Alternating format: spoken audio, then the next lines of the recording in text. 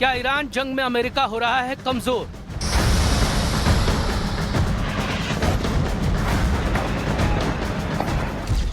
जंग के बीच ट्रंप को क्यों आई नाटो की याद?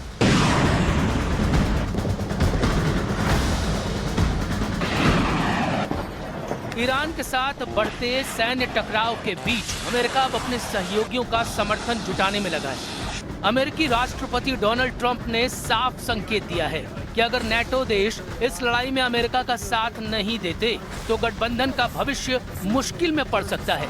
ट्रंप ने चेतावनी भरे लहजे में कहा कि नाटो देशों को समझना होगा कि अगर अमेरिका उनकी सुरक्षा के लिए खड़ा रहता है तो इस संकट में उन्हें भी अमेरिका का साथ देना चाहिए। नाटो को ट्रंप का अल्टीमेटम। ट्रंप ने कहा कि अगर नाटो देश इस संघर्ष में अमेरिका का समर्थन नहीं करते तो नाटो के लिए भविष्य बहुत बुरा हो सकता है।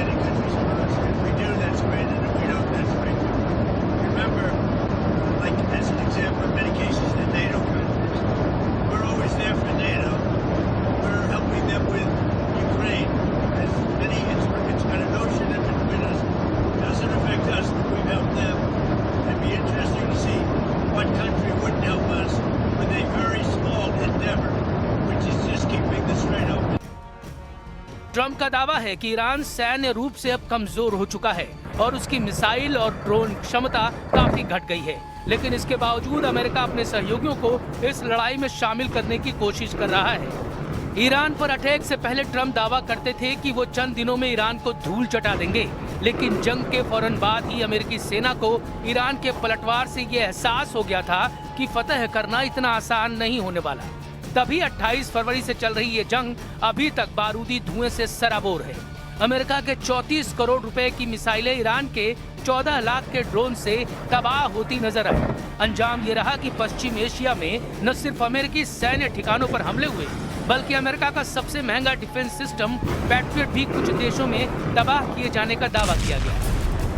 शायद यही वजह है कि अमेरिकी राष्ट्रपति नाटो देशों को मदद के लिए पुकार रहे हैं। जाहिर है अगर नाटो देश अमेरिका की मदद नहीं करेंगे तो उन्हें ट्रंप के गुस्से का शिकार भी होना पड़ेगा। तेल का रास्ता दुनिया की चिंता। अमेरिका की 7 देशों को साथ लाने की कोशिश। ईरान के साथ जारी तनाव के चलते पूरी दुनिया की नजर अब पश्चिम एशिया पर टिकी है। अमेरिका चाहता है कि इस संघर्ष में उसके सहयोगी देश सिर्फ बयानबाजी तक सीमित न रहें, बल्कि रणनीतिक सहयोग भी दें। ईरान के खिलाफ अमेरिका और इजराइल की जंग का सबसे बड़ा मोर्चा है दुनिया का सबसे अहम तेल मार्ग straight of Hormuz. Hormuz strait से होकर दुनिया के बड़े हिस्से में तेल की सप्लाई होती है। ईरान अमेरिका तनाव के बीच इस समुद्री रास्ते पर खतरा मंडरा रहा है, जिससे वैश्विक ऊर्जा संकट की आशंका बढ़ गई है। इसी वजह से ट्रंप अब एक अंतर्राष्ट्रीय गठबंधन बनाने की कोशिश कर रहे हैं जो इस समुद्री रास्ते की सुरक्षा कर सके। अमेरिका इस मिशन में जिन देशों से बातचीत कर रहा है उनमें चीन, फ्रांस, जापान, साउथ कोरिया और यूनाइटेड किंगडम जैसे देश शामिल हैं। ट्रंप का कहना है कि जो देश इस समुद्री मार्ग से तेल का फायदा उठाते हैं उन्हें इसकी सुरक्षा में भी भूमिका निभानी चाहिए। ट्रंप ने खास तौर पर चीन का नाम लेते हुए कहा कि चीन को भी स्ट्रेट ऑफ हॉर्मुज की सुरक्षा के लिए आगे आना चाहिए, क्योंकि उसका करीब 90% तेल इसी रास्ते से गुजरता है। तेल की जंग में महाशक्तियों की एंट्री। ऐसे में सवाल उठ रहा है कि क्या ईरान के खिलाफ ये जंग अब सिर्फ अमेरिका और ईरान तक सीमित नहीं रहेगी? क्या हॉर्मुज स्ट्रेट की सुरक्षा के नाम पर अब कई देश इस संघर्ष में शामिल होने जा रहे हैं? क्योंकि अगर ये अहम समुद्री मार्ग लंबे समय तक प्रभावित होता है तो इसका असर पूरी दुनिया की अर्थव्यवस्था और ऊर्जा आपूर्ति पर पड़ने जा रहा है।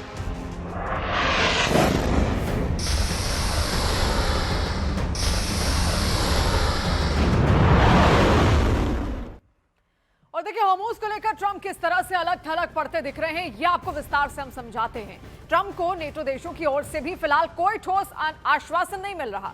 कोई देश के राष्ट्राध्यक्षों से ट्रंप ने सीधे बातचीत यहां पर की, इनमें ऑस्ट्रेलिया भी शामिल है। ऑस्ट्रेलिया ने साफ कह दिया है कि वो हॉर्मूज में अपना जहाज नहीं भेजेगा।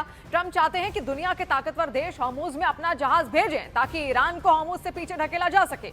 ब्रिटेन ने भी इस मुद्दे पर कोई साफ साफ जवाब नहीं दिया और ट्रंप को अब इंतजार उस जवाब का ही है। और दूसरा, जापान ने भी ये कह दिया है कि वो हॉर्मूज में अपना जहाज नहीं भेजेगा। और इन सबके बीच चौंकाने वाला नाम चीन का भी है, जहां ट्रंप ने चीन से भी बात की।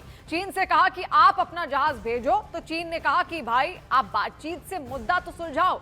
और हर देश यही चाहता है कि बातचीत के जरिए ही मुद्दा सुलझ जाए। अब देखिए, दूसरी तरफ ईरान ने जंग में पहली बार सेजिल बैलिस्टिक मिसाइल का इस्तेमाल यहां पर करने का दावा किया और ईरानी मीडिया IRIB के मुताबिक ऑपरेशन ट्रू प्रॉमिस 4 की वेव 54 में इस मिसाइल को लॉन्च किया गया है। सेजिल मिसाइल को ईरान की बेहद अहम बैलिस्टिक क्षमता के तौर पर देखा जाता है, इसलिए इसका पहली बार इस्तेमाल सिर्फ एक लॉन्च नहीं बल्कि सीधा स्ट्रैटेजिक एस्केलेशन माना जा रहा है। सेजिल सॉलिड फ्यूल पर चलती है, जिसके चलते इसे लॉन्च करने में कम वक्त लगता है और दुश्मन को संभलने तक का मौका नहीं मिलता।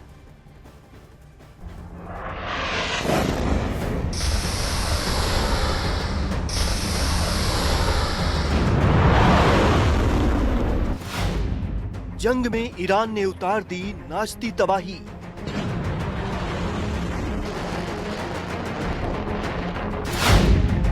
पहली बार डांसिंग मिसाइल से प्रहार।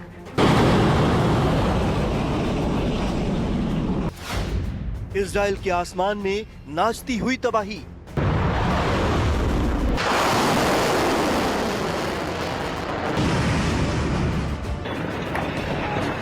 पश्चिम एशिया में चल रही जंग में पहली बार ईरान ने आसमान में बारूद की ऐसी लकीर खींच दी है कि पेंटागन से लेकर तेल अवीव तक सैन्य अफसरों की नींद उड़ गई। ईरान ने दावा किया कि उसने पहली बार जंग के मैदान में अपना सबसे खतरनाक ब्रह्मास्त्र उतार दिया है।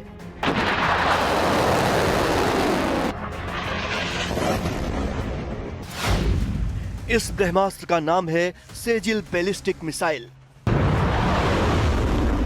ईरानी मीडिया IRB के मुताबिक ऑपरेशन ट्रू प्रॉमिस 4 की 54वीं लहर में सेजिल मिसाइल को लॉन्च किया गया है।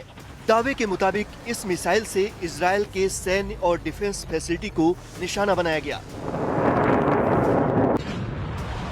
ईरान की Islamic revolutionary guard course IRGC ने सेजिल मिसाइल दागने का एक वीडियो भी जारी किया है, जिसमें सेजिल मिसाइल को लॉन्च होते हुए दिखाया गया। वीडियो में सेजिल मिसाइल पूरी रफ्तार से बढ़ती दिखाई दी। इस दौरान ईरान के आसमान में धुएं का गुबार छा गया। दावे के मुताबिक इस मिसाइल से इजराइल के सैन्य और डिफेंस फैसिलिटी को निशाना बनाया गया। अब आपको इस मिसाइल की पावर बताते हैं। इस मिसाइल की पावर इतनी है कि ये 2500 किलोमीटर तक वार कर सकती है, जिसके चलते इसे लॉन्च करने में कम वक्त लगता है और दुश्मन को संभलने का मौका नहीं मिलता। सेजिल बैलिस्टिक मिसाइल ईरान की दूसरी पीढ़ी की मध्यम दूरी की बैलिस्टिक मिसाइल है। इसकी खासियत ये है कि ये 700 किलोग्राम तक का वॉरहेड यानी विस्फोटक ले जा सकती है। बहुत ऊंचाई पर पहुंचने के बाद ये दिशा बदलने में माहिर है, जिसकी वजह से इसे डांसिंग मिसाइल का नाम दिया गया। सेजिल मिसाइल की रफ्तार लगभग 17,000 किलोमीटर प्रति घंटा तक है। यही नहीं, सेजिल मिसाइल को कहीं भी ले जाना आसान है। इसे ट्रक पर लादकर कहीं भी ले जाया जा सकता है और चंद मिनटों में दागा जा सकता है। इसलिए इसका पहली बार इस्तेमाल सिर्फ एक लॉन्च नहीं बल्कि सीधा स्ट्रेटेजिक एस्केलेशन माना जा रहा है। तेहरान से दागी गई ये मिसाइल मात्र 7 मिनट में इजराइल के किसी भी शहर को राख करने की ताकत रखती है। हालांकि इस हमले में इजराइल को कितना नुकसान हुआ, इसकी जानकारी अभी सामने नहीं आई। सेजिल मिसाइल अकेली नहीं, ईरान के पास ऐसी मिसाइलों की पूरी फौज है जो अजेय होने का दावा करती है। खुर्रम शहर 4, इसकी रेंज 2000 से 3000 किलोमीटर तक है। इसकी खासियत है कि 1500 किलोमीटर का भारी वारहेड ये मिसाइल ले जा सकती है और क्लस्टर बम गिराने में भी माहिर है। ईरान का एक और ब्रह्मास्त्र है फतेह 1। इसकी रेंज करीब 1400 किलोमीटर है। ये एक हाइपरसोनिक मिसाइल है जो हवा में दिशा बदलने में सक्षम है और रडार की पकड़ से बाहर है। इसी तरह से ईरान की एक और खतरनाक मिसाइल है खैबर शिकन, जिसकी रेंज करीब 1450 किलोमीटर है। इस मिसाइल को दुश्मन देश के डिफेंस सिस्टम को चकमा देने के लिए विशेष तरह से डिजाइन किया गया है। ईरान की इमाद मिसाइल को पहली सटीक मार करने वाली मिसाइल कहा जाता है। इसकी रेंज करीब 1800 किलोमीटर तक है।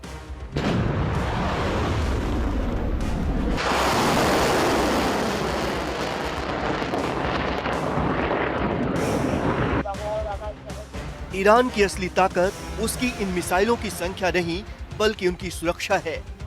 मोहम्मद अली जाफरी की रणनीति के तहत ईरान ने पहाड़ों के नीचे मिसाइल शहर बसाए हैं। उसका एक वीडियो ईरान की IRGC ने जारी भी किया है। इस वीडियो में ईरान के सैकड़ों घातक मिसाइल नजर आए।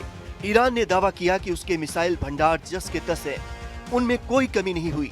ईरान का ये मिसाइल जखीरा पहाड़ों के नीचे बनाया गया है।